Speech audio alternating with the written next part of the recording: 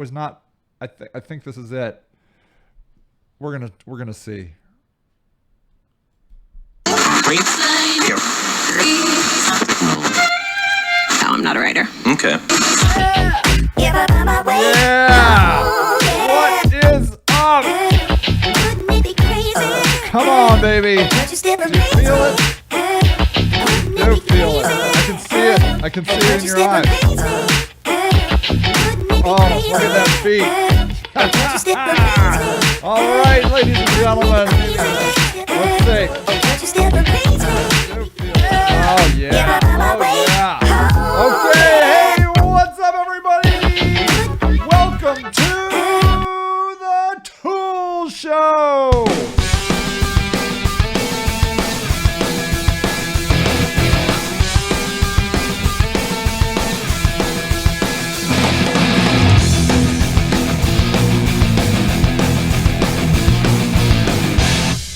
I think just throwing a lot of music around makes your show seem like it's pro. That's what I've noticed. So I just do a lot of music now. Is that what makes our show pro? It's now the music. You can tell now, you see. Actually, I think it's your t-shirt. It looks great on camera. It looks like you have an actual fire exploding on your chest. Oh, it burns. Yeah. Hey, what's up, everybody? Welcome to the Tool Show. If you're new here, half hour of your life, never get back. But what else were you going to do anyways? Work? Whatever. It's almost the end of the year. I mean, can't we just wrap it up? Can't we just call it a day and just stop working or something? I mean, this is ridiculous. Welcome. My name is Sage, and that's my name is Greg. That's Greg. I'm Sage. That's Greg. You know, marketing and stuff. If you're new, please feel free to write in the comments, say hi, tell us where you're from, why you're here, what the hell are you doing that brings you here? This is a lot, and we talk about live. You are the studio audience. Feel the burn. Yeah, I know. That's right. Maybe that is a Bernie Sanders t-shirt. It could be. Yeah. It's not, but yeah. You know, be. I feel bad about that name. That name could come and go. Like, I mean, I like the Feel the Burn, but then you were like, Bernie's going to burn out. I don't know. What will happen with the burn? I don't know. Anyways, Twitter will tell. Only Twitter will tell.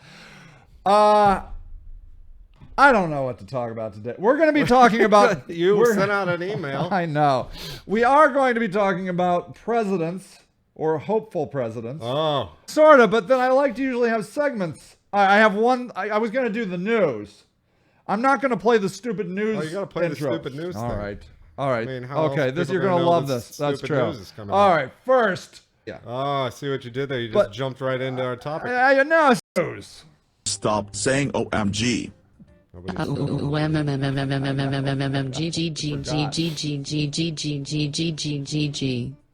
Shut up. Okay, here's some news from like March. But I hadn't heard about it, and I wanted to show you people. I don't know. Have you heard about the Kimono Gate? I don't think they're calling it Kimono Gate, but they might as well. Go for it. Okay. All right. So here's the deal. They're dust up. Let me see about this. Let's just see here. So I'm just going to back you up even a little bit further in history. Come on, internet. All right, fine. We'll let that one cook. It says protesters against a kimono try-on event at the Museum of Fine Arts in Boston are upping the ante. The reason I kind of want to, okay, so here, like, outrage at the Museum of Fine Arts Boston over disgraceful dress up in a kimono. Look at that disgrace. Look at what she's doing. Oh my God. Oh my God. It says channel your inner Camille Monet and try on a replica of the kimono she's wearing in Le Japonaise. Protesters are up in arms over a controversial public program at Boston's Museum of Fine Arts. The museum has invited visitors, get this, to dress up in a kimono in front of Claude Monet's 1876 painting of Le Japonaise. The canvas shows, was Claude Monet Japanese? I think that's offensive, quite honestly, that he even painted a Japanese thing. The canvas shows the artist's first wife dressed in a long kimono and dolled up in a blonde wig to emphasize her Western identity. Standing on a tatami mat, she brandishes the tricolor paper folding more than a paper. Anyway, the painting comes from 2 years after Monet, along with Degas, Manet, Pissarro, and Renoir, found in an independent exposition on the rejection of the salon, from the Salon. They were like, F you, Salon. The government-approved juried exhibition that took place annually in Paris. It came to be known as the first Impressionist exhibition. See what you're learning today on the Tool Show, people? Visitors are united. Anyways, they're pissed. They're pissed. Anyways, it's not clear. And so these people, let me just keep that. Look at that guy. Okay, so that's offensive. That fat guy. Sort of. A protester at the Museum of Fine Art. So there's a protester right there. There's a guy wearing flip-flops. That should be offensive. Going to the museum in flip-flops.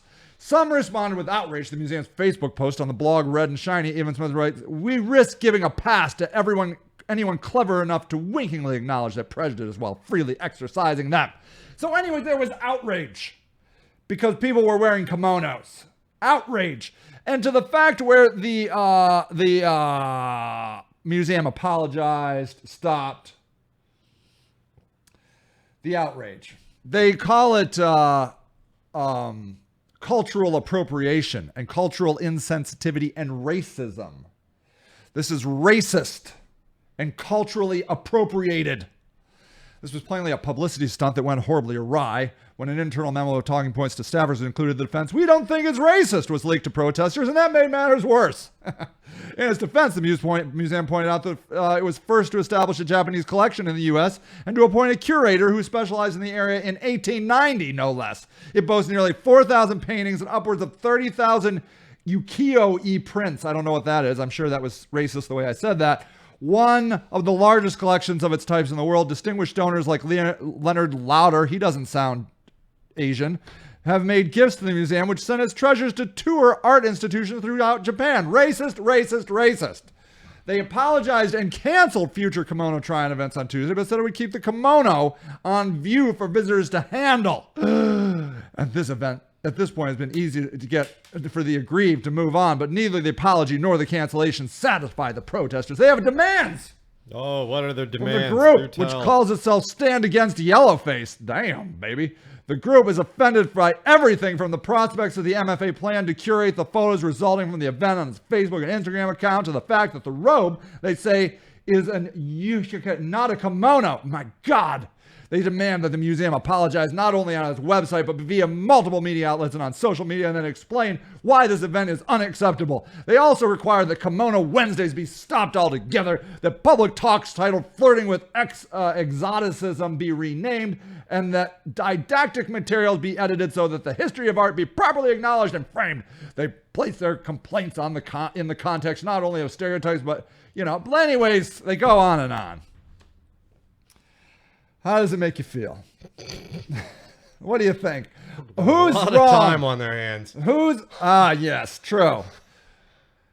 Is the museum racist? Do you know what I saw a couple of weeks ago? What did you see? A white guy, whiter than you and me, dressed up in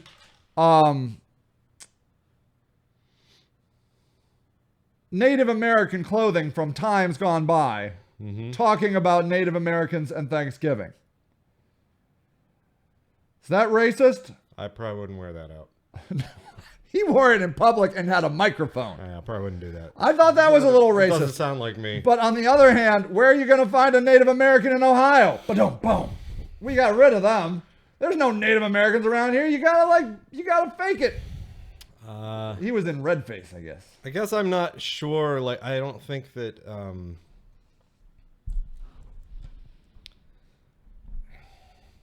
I don't know. I don't think about going to a museum where they have this famous painting from way back when and having that on display. Are they mad that the painting's on display? No, I think that the people got dressed up in the not kimono. But if I just think if they're dressing up there's like a they're not doing it to like be like, I'm all hoity-toity. It's Yeah. just like, look at this cool piece of someone else's culture. I don't think that acknowledging that someone else's culture exists, has been used in art in front of the freaking Monet painting I don't see that as a problem. Yeah. But I don't know. I'm also not Asian, so I'm not allowed to be. There is this amazing social media mob that is going on these days. And I think a lot of times people don't know how they feel about things. Mm-hmm. And if somebody comes out and is shocked, they're like, yeah, I'm shocked too. That's outrageous. And so I believe that social media has given people that have never had power before and a voice, power and a voice. And they don't know how to use it yet. I feel like it's growing pains of social media. But in the meantime, people are getting kind of hurt. People lose their jobs over, stuff like this. The other thing, though, is that so now that they have like a megaphone in front of them, essentially, I think that there are people who get hurt. Yeah, and I'm putting that in quotes. Sure, or upset, whatever, offended. Right. On behalf of other people who aren't. Yeah. Like the other thing that I'm just like reading on your screen right now is 5 organizers signed the petition. Yeah. So there's like a lot of hubbub by 5 people who are like, you don't understand how bad you're hurting like Asians. And I don't know. I mean, I don't know. There's something now. Like I can't speak for all white people. Right. No but you dress up as one every day. Yeah, but no more than like Orlando over there. He can't speak for all black people. That's true. I'm not saying that, and if he gets offended by something. Right. He's allowed to be offended by it. Yeah, you could be like, that's offensive to me. Yeah. And maybe say, hey, could you please not do that? It bothers me. I think because it bothers me, it might bother other people.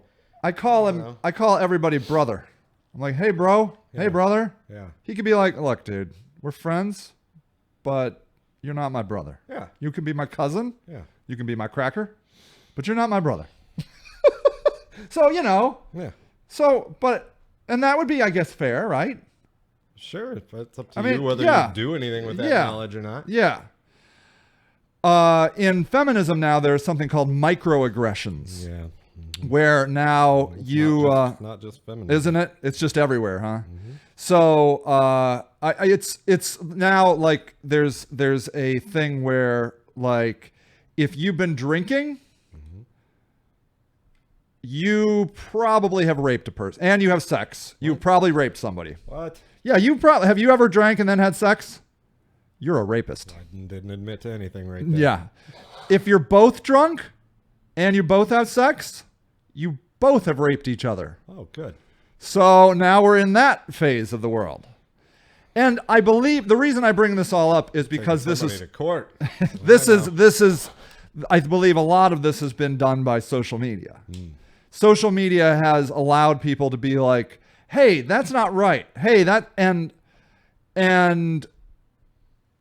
one of the great people, which leads me into our next segment, I think we'll just go into the next segment, is Donald Trump, where he's like, I'm not kowtowing to you people. Mm-hmm.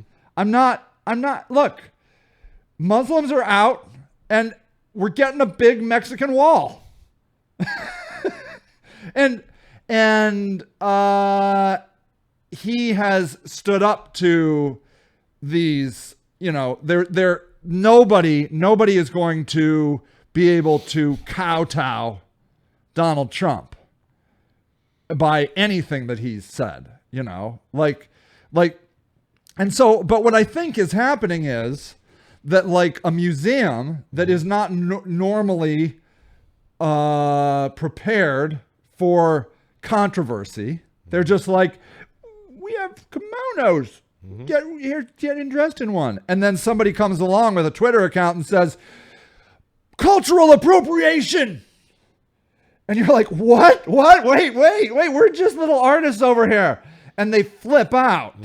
And so I think the next step has to be like, look, we hear you, and we have thought seriously about your position, but we do not believe that we are offending people by allowing people to get dressed up in a kimono.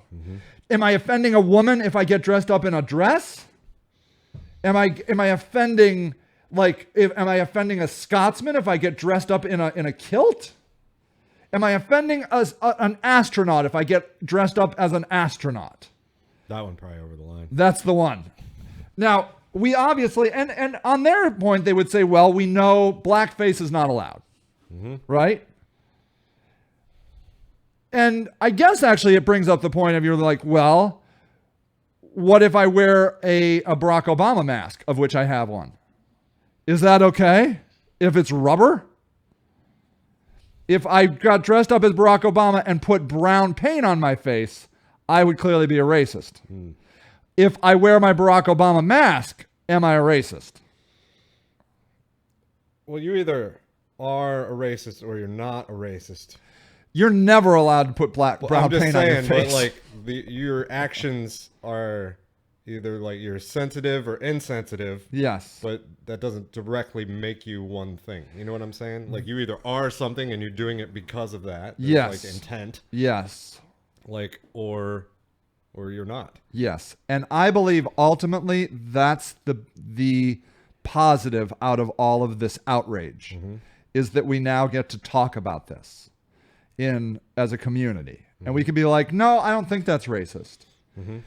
Or you could be like, well, you know, the guy that was like mimicking the Asian language, you know, like not saying his L's correctly in the kimono, that maybe was racist. You know, like he slanted his eyes and said kind of offensive things. That was racist. But it was to be on a case-by-case basis, right? You could be like, hey, I'm celebrating this beautiful garment by wearing it and this beautiful painting.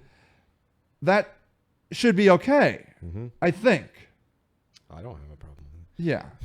I think ultimately what this allows us to do is get things out in the open more and talk about them. So I think it ends up being good. I'm cool with that, but it seems to be that the only people who are actually, it doesn't feel like a conversation. This more of a conversation, but like that feels more like they shout you down. Yeah, like they're not listening. They're not there to have a discussion. They're there to speak their mind and let you know how wrong you are.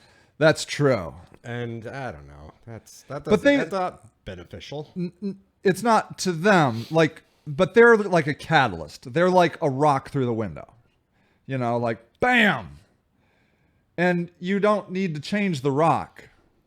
You then move someplace else and then talk about it. Maybe. I mean, they suck and make me angry. Well, I guess I wish that museums or something like that. I don't know what they did, but it sounds like what they did was they got a rock thrown through their window. Yeah. And they boarded up the window and they're like, okay, no more windows. That's right. And that's not proper. Where they should have done is they should have opened up comments on the exhibit and be like, we need to talk about this. Sure. But I don't even know if but then that exhibit becomes about that. That's true. And if it wasn't about that, then that wasn't what the exhibit was about. That's true. That's true. And maybe in the art, they're just like, well, yeah, we're just going to shut this down because we're ruining the art. It could be. Anything going on? No, there isn't intent there. Shouldn't there have been proven intent to be racist? I'm okay with switching to togas instead. Yeah. Would a toga be offensive? Yes. I mean, yeah, right? I mean, you're offending anytime you wear something that is not what you normally wear. Am I offending cowboys with my hat? Yes. Yeah, I am. I like Chief Wahoo. He is cute and happy persona. He is smiling Indian. What is offensive about that? I feel like he's inappropriate. I agree.